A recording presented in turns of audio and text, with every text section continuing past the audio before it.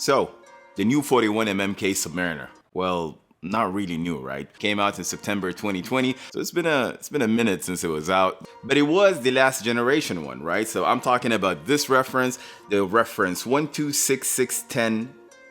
Rolex put it on a wider bracelet, on a slimmer case. They said it's for, adjustability and suitability in the middle of the wrist, as well as comfort. I still think the old one was the right one. The previous one was comfortable. But we've got options now, right? That's the good thing. If you want a kick-ass Submariner, by your definition, now you truly got options. Two-tone, yellow gold, white gold, and the green bezel one, the Starbucks, the Kermit, the Cermit, whatever you want to call it, for the hardcore enthusiasts. Thank you so much. Thank you. Welcome, sir. This is going to be a quick one. Let's get into it.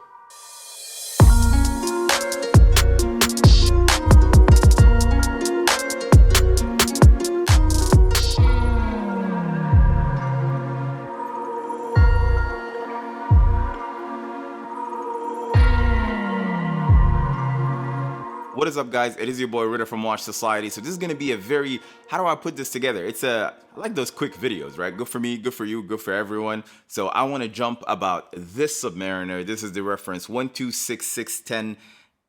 This is the new variation on the wrist for the past 2 weeks straight. Out and about with family and friends, at work meetings, locally here in Dubai and internationally, I had this watch on. And I got to tell you, man, it's been growing on me, I must say. And the thought of why am I talking about this watch now? It is a common Submariner, it's an uninspired choice, might be creeping up to your mind, especially when you compare it next to something like an AP or a Vacheron that is an open case, right? So I completely understand that. And that could be true to some extent depending on what budget brackets have you set. Maybe it's not your first sport luxury watch, and ultimately it's your liking that dictate whether you think this watch is too basic, too common or not.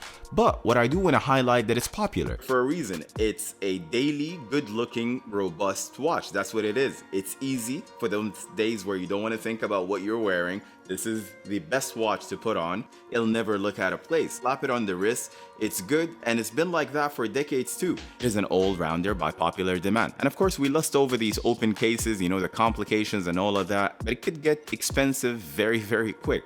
And you'll quickly also realize, that is my own experience. When I have an AP or a Vacheron on, I'm worried, I'm too careful not to scratch them. And believe me, I had a ridiculous amount of scratches on both of these watches. So in this sense, of course, the Submariner is easy. I'm not gonna go out to the aftermarket and battle my way, try to pay a premium for it, but it is the best watch you can get at retail, and here are the numbers. It costs $11,232 here in the UAE. It carries the caliber 3235. It's got 70-hour power reserve. It beats at 28,800 vibration per hour. It's got 31 joules, okay, so it's not a big number, and it's also cost certified. Now the watch is a work of art, but so was the previous generation and the one before it too. Many have asked me the question, the ultimate question, does the 41mm case feel huge? The simple answer is no. Actually, it feels exactly the same as the 40mm maxi case Submariner and the GMT 710 LN GMT with the green second hand that was discontinued. It feels exactly the same on the wrist. I wouldn't even distinguish the difference. If I'm not looking at it and I've got both of them or either of them on the wrist, they will feel exactly the same. Now the Submariner, of course, oozes quality and nothing short of attention to detail. I know there's all these videos online talking about, that there is a small piece of dust here and I don't know what. Listen, don't pay attention to that stuff. This is quality at its finest. The look and feel of the watch on your wrist is actually amazing. For me, honestly, the actual wearability and feel is indistinguishable. It's only when I look at the lugs, closely, is when I see that it's slightly thinner. That is it. But on the wrist, if I have both and I'm not looking at it, I wouldn't even tell which watch I'm wearing. Now, as far as the dial and bezel, you wouldn't feel the difference between it and the previous generation Rolex Submariner. Another major change, of course, is that the bracelet is wider and so do the clasp. The clasp is longer as well. I'm not sure why really Rolex is missing something that was already perfect. It's the additional 2mm, whatever you get. But I'm personally not a fan of it, right? You get more adjustability, true. It is 2mm in addition, that's fine. On the fly, you can make this adjustment. But for me personally, I was happy with the older bracelet and the clasp plies of it as well.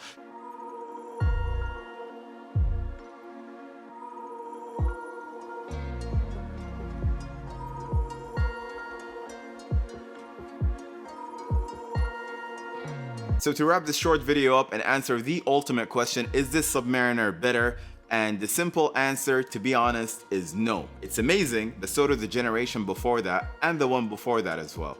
They're all good. Rolex have made small changes to develop a better product, but at the same time, the previous versions were also amazing.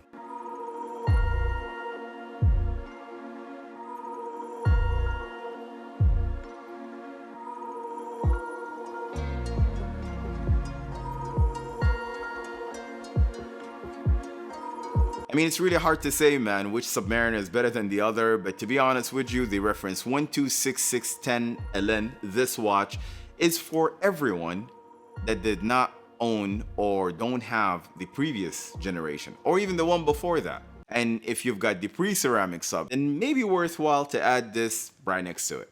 Catch you guys on the next one. Take care.